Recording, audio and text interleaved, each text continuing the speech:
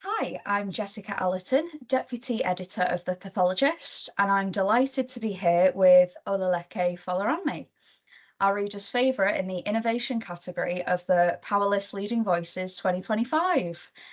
Before we begin, Leke, could you please briefly introduce yourself?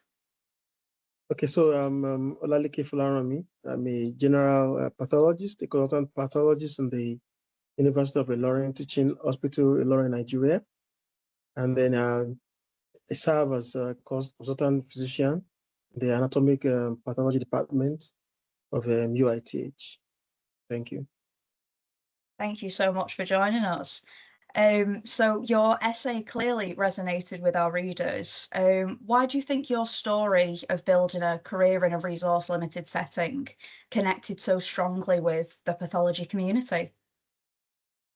Okay, well, I believe all over the world, irrespective of your area of practice, pathologists come often to cases that are difficult, and then we're under pressure to make a diagnosis. And so here I coming from a low resource settings. I had very little tools at my disposal, but I wasn't giving up. I was out there asking questions, learning. And then I think I sort of connected because unlike what people think about low resource areas, that you just ask for funds and stuff, but I was willing to learn. I wanted to do my bits with the little that I had. And so I think uh, the hunger to learn, to be better, I think that was what kind of appealed to the other pathologists everywhere in the world. And I got to find out that it's not everywhere, even in the developed countries, there are areas where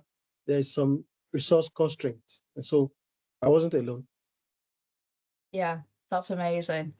So you describe the significant training gaps that you faced, from limited subspecialty exposure to restricted access to immunohistochemistry and molecular tools. How did those types of challenges shape your early diagnostic practice? Okay. So like you find common in pathologists practicing in my settings, we focus mostly on morphology, uh, pattern recognition, and so also clinical correlation. Because those are the tools that you've got. In some instances, clinical information is the first special things that you order.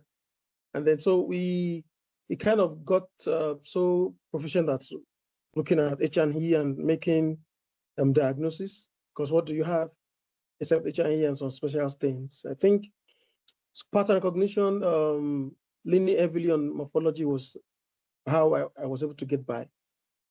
Mhm. Amazing. So a turning point in your career was discovering pathology education on social media. Can you take us back to that moment? What made you realize that those social media platforms could be a professional lifeline? Okay, I would say it was accidental because my social media was plainly for for activism, political activism. Because, Mhm. countries like ours who have varying political differences trying to make our society better. So one day I stumbled upon some pathologic tweets. I don't know who brought it to my timeline. And I was like, wow, so I could learn things from here. And from that moment on, I was trimming down my political activism on the social media. In fact, at the time, I unfollowed news and whatever, and I started following pathologists.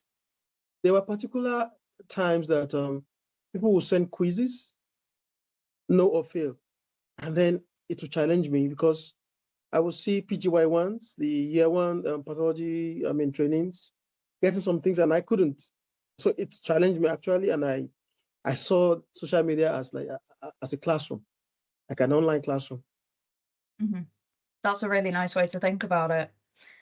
So your essay ends with the line, I turned to social media in search of knowledge, but I found much more.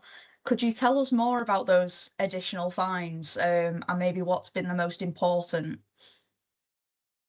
Okay, so one would expect that when you're learning in the social media environment to just learn everybody, okay, you got this right and so and stuff. But I gain more. I gained mentorship, I gained community. The pathology family on Twitter is so strong. I've never seen anything like that before. I've had people help me, okay, read, look at my slides, say, tell me send blocks for immunohistochemistry.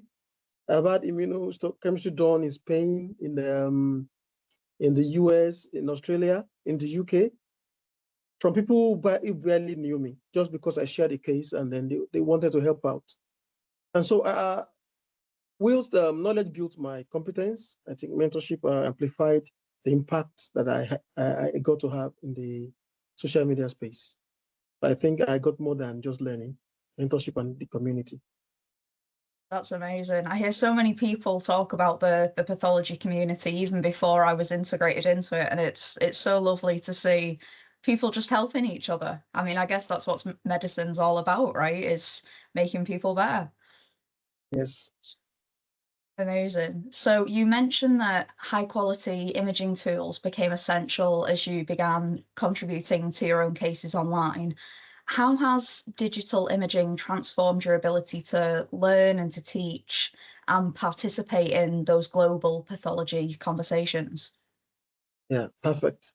To get a pathologist to talk about a case, it goes beyond just writing essays. You just shoot them pathology slides and then they all get talking. So my slides turn into um, conversational pieces, and then I will share a case. What do you think this is? I think it's this. And then you find people contributing freely. Nobody was afraid of missing anything because we were all there to learn. There was no judgment, there was no hierarchy. And you could see me speak to the chair, a professor in the US or the UK without any fear. And sometimes it's amazing that they could also learn from tropical pathology that I practice. Some I've never seen from certain things before, and then it was like a crosstalk between us. So it became a conversational, opportunity when I share my slides. That's fantastic. In your view, what misconceptions do people still have about pathology practice in those resource limited settings? And how does your story in particular help challenge those assumptions? Okay, I'll give you a background. Sometimes when we have patients here who have people overseas and we make some certain diagnosis, they will usually want to get a second opinion, thinking, well, these guys here, they don't have much. So let's be sure of what they have said. And particularly, I've been open to this. I have been happy that I've had my work, my diagnosis, double checked, of course, second opinion done. Yeah, people, there are limitations, yes, but we're also creative. We learn, we have certain abilities. It's just that we lack the infrastructure to push things through. We are not just passive recipients of aid, foreign aid and stuff. We are active participants in the global stage. And so I think if not for the infrastructural deficits, we are as good as people practice in the high income countries, just that lack of opportunities. Exactly. It's a wonderful way to think of it. So looking at diagnostics specifically, what are the biggest gaps that social media enabled learning can realistically help fill? And where are infrastructural improvements still essential? Okay, so many ways. Social media is a big space, and so you get to see cases that are beyond your institution. Even if I have the infrastructure, Mhm. I do not have, like I said, we don't have specialty training like others do. So social media bridges that gap. I see so many cases that are beyond even my country, that are even beyond continents. So I think that's a lot. Of course, infrastructure is still essential because some cases you cannot even make certain diagnosis without doing ancillary testing. So that, but beyond that, I think you learn approaches when you learn from people who are specialists in their own field, how they Mhm. approach cases. They will tell you the experience. You can't learn if I have all the infrastructure today, I may not still have the experience. So I think it's in my own case, they are not mutually exclusive. Right? We need both. because we are far removed from the development in the world out there. But still, without infrastructure, I can still make some things. I can still latch onto their knowledge and experience. Amazing. Yeah, definitely an importance in keeping both as important tools. So if you were advising a young pathologist starting out today, perhaps in a similar environment to yourself, what practical steps would you recommend for using social media as that professional learning tool? Okay, the first thing is that is either you have you streamline your social media accounts to be professional, or you have double. You have one for social and the other for professional, because of course there are a lot of distractions. Curate your feed intentionally. Like I did for mine, I started weeding off things that were distractions because I wanted to learn actively. I was following only pathologists or pathology related things. I also tell them, be free to learn, be free to contribute. It's different from just scrolling through cases and then you're learning. No, say your own mind to let them know that you are contributing.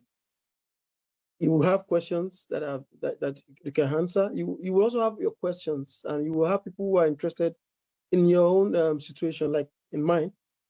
Of course, social media, there's some stuff you have to know, learning how to use hashtags so that you can get more visibility, knowing who to tag. At a point, I still have that list. I have a list of specialties. Pulmonary pathology, I have a list.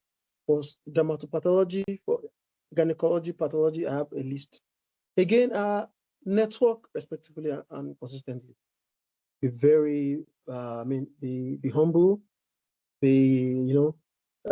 reciprocate goodwill. I remember Dr. Ranjan Chetty, he chatted me up one day and said, Leke, uh, keep on with your sincerity, keep on with your sincerity, with your, I've forgotten the word he used. He said, you will go places. And I think I've made a community from people who love me without even knowing me because of, reciprocal respect, mutual respect, and the rest. And That's again, wonderful. lastly, when we share cases because of ethical issues, make sure you de-identify the cases. Most of the gender, the age that I put on my cases are not real. And never use exact ages. And if possible, to gender, if the cases are not gender specific. Mm-hmm. Yeah, we've got to protect patients first and foremost. Yes, Amazing. yes, Well, we've yes. somehow come up to my last question already. Okay. But is there anything else that you'd like to share with our readers that we've not already discussed? Okay, well, like it's my desire that more pathologists, especially from Africa, will see digital platforms will be more visible because we are not, and people don't know what we do. So we will be more visible on the global space, participate so that we can build our local systems and also build trust. So if I from Nigeria can appeal to the global community, I'm just one of many more greater pathologists in my country and in my continent. So I hope that my colleagues in Africa will come out there and show the world what we've got. Absolutely. I think that's a wonderful place to finish on. Well, thank you so Yeah. much, Leke. It's been amazing. And congratulations again for being the reader's favourite. Thank you. Thank you.